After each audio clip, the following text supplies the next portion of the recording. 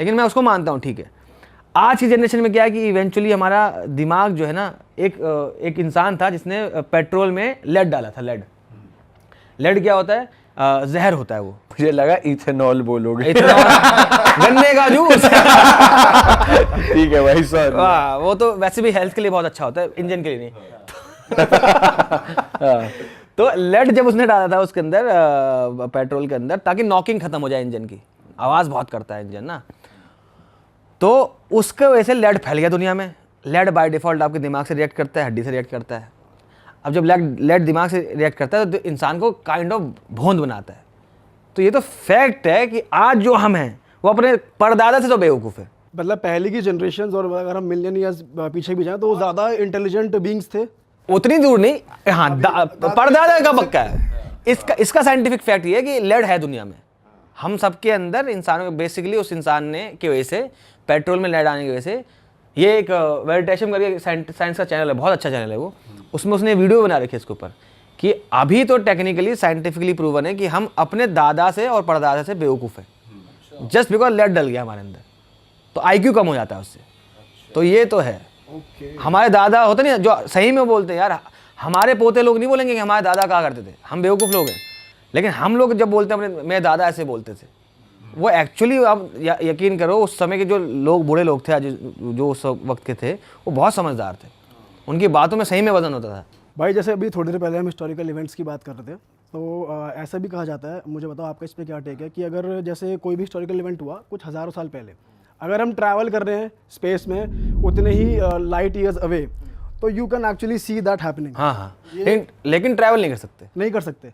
But ये logically prove है ऐसा? लॉजिकली प्रूव आराम से। अगर मान लो, अगर हमको देखना है कि यार पिरामिड सही में किसने बनाया और जितने साल भी पहले वो बने हुए थे, तुम उतनी दूर चले जाओ, वो लाइट, मान लो कि हम आज से 500 साल पहले बने, एग्जाम्पल लो, तो तुम 500 लाइट ईयर दूर चले जाओ और फिर दूरबीन लगाओ और लाइट को देखो, तो तुम्हें बनते हुए दिखेंगे।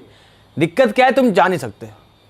स्पेस टाइम फैब्रिक पे तुम जो चलोगे वो स्पीड ऑफ लाइट से चलोगे, इससे ज़्यादा तेज नहीं चल सकते।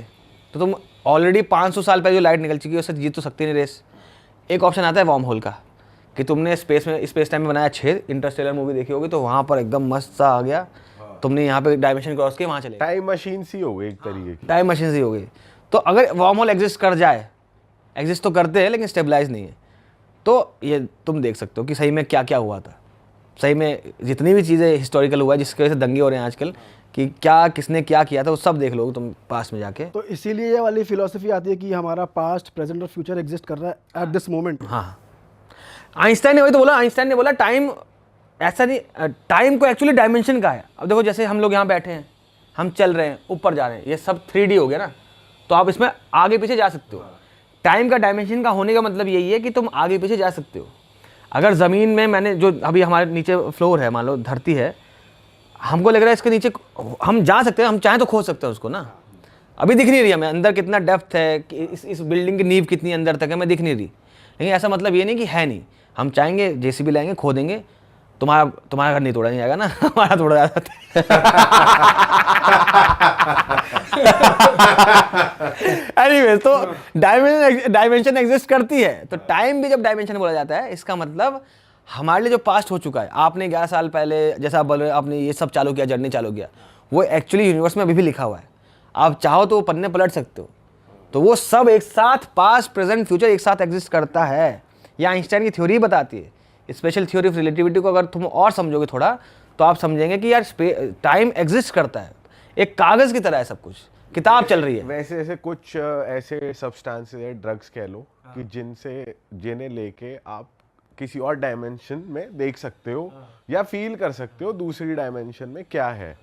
तो ऐसा पॉसिबल है कि वो सही चीज़ है या आपकी हेलुसिनेशन होती है, कि मतलब अभी तो नेचुरली ह्यूमन माइंड नहीं है केपेबल कि भाई बिना ड्रग के, बिना किसी चीज़ के आप करो वो चीज़, कि भाई आपने इतनी मेडिटेशन कर लिया, ऐसा कुछ कर लिया, बट जैसे ड्रग से आप कर पा रहे हो, तो मतलब एक्चुअली हो ही रहा है, अभी केपेबल नहीं है माइंड। शायद, बिल्कुल शायद हो सकता है, क्योंकि देखो अब जो पागल इंसान हम बोलते हैं सड़क पे पागल है, उसको तो कोई दिख रहा होता है ना, पुलिस वाला मार रहा है उसको, हमको नहीं दिख रहा होता। तो दिमाग तो कैपेबल है कुछ भी बनाने के लिए। अब दिमाग को तुम ड्रग देके सारी डायमेंशन फील करवा सको, इस पर साइंटिफिकली फैक्ट क्या पता नहीं। एक मूवी आई थी बकवासी लूसी, कि तुम 100% दिमाग इस्तेमाल करोगे तुम ये, भाई हम 100% पे ही चल रहे हैं। दिमाग जो इस्तेमाल हो रहा है वो पूरा ही हो रहा है। ये एक बहुत बड़ा मिथ फैला था कि हम सिर्फ 2% ऑफ दिमाग यूज़ करते हैं। 7% बहुत इंटेलिजेंट लोग करते हैं, 11% हाँ, ये सब मिथ है। ये पूरा इंसान पूरा ही दिमाग इस्तेमाल करता है। ऐसा नहीं है, वो तो बोलने वाली बात है कि 2% इस्तेमाल करते हैं, पूरा दिमाग चल रहा होता है सारा। आपकी सांस आ रही है जा रही है, आपका पूरा का पूरा, हमारा दिमाग कैसा है। एक औरत, मतलब कि आप सोचो स्पर्म और जो एग होता है उसके अंदर डीएनए रीड करता है। डीएनए कितने इन्फॉर्मेशन कैरी कर रहा है कि आपकी आंख क्या होगी, नाक क्या होगी, दिल कैसे बनना है, बाल क्या, ये सारी इन्फॉर्मेशन कहाँ पर है, माइक्रो ऑर्गेनिज्म, माइक्रो लेवल पर है। इंसान का दिमाग उसको रीड करता है और फिर इंसान बना देता है। किससे? खाना खाने से। आप दिमाग की ताकत देख रहे हो। अगर दिमाग को अगर आप सही में मेडिटेशन या इससे निकाल लो तो आप, ये बहुत लोग ना बहुत छोटी मोटी बात मान लेते हैं कि हाँ ठीक है बच्चा हो गया, ठीक है ये बच्चा कोई बड़ी बात नहीं है। आप पूरी की पूरी इससे एडवांस इंजीनियरिंग दुनिया में बताओ। एक ऐसी चीज़ से रीड करना, वो भी कैसे, उसके अंदर वो लिंक हो रखे हैं, वो लिंक के पैटर्न पड़ता है। वो पैटर्न पढ़ने से आपकी आंख कैसी होगी, आपके बाल कैसे होंगे, एक उम्र में जाके बाल झड़ जाएंगे, ये सब लिखा हुआ है और उसको मैन्युफैक्चर कर रहा है अंदर, और 9 महीने में ले फेंक दिया अब जा दौड़। तो वो दिमाग की ताकत बहुत है।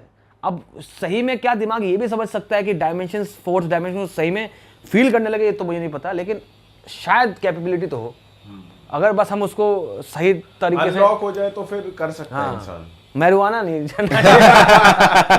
उससे तो नहीं हो पाएगा मेरे ख्याल से, हैवी ड्रग ही लेना पड़ेगा, हैवी लेना DMT पड़ेगा, वगैरह आयोवास्का वगैरह। मैंने आज तक भाई मैंने ड्रग का हमने भी नहीं नाम लिया, भाई, तो ये तो क्या क्या नाम आ रहे हैं कैमरे के पीछे सुफियान आखिरकार शराबी तो है ही।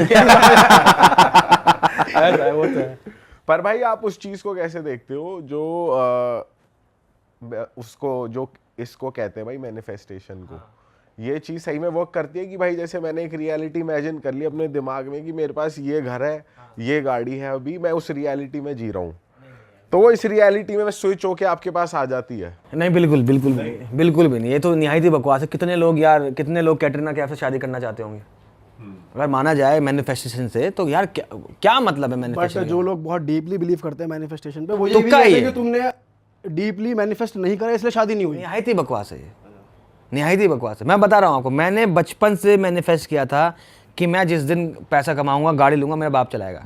मेरे पापा आज बेड पर आ चुके हैं, तो ये बोलना, ये मुझे बोला है कोई मैनिफेस्टेशन वाला, बोला आके कि तुमने डीपली नहीं किया।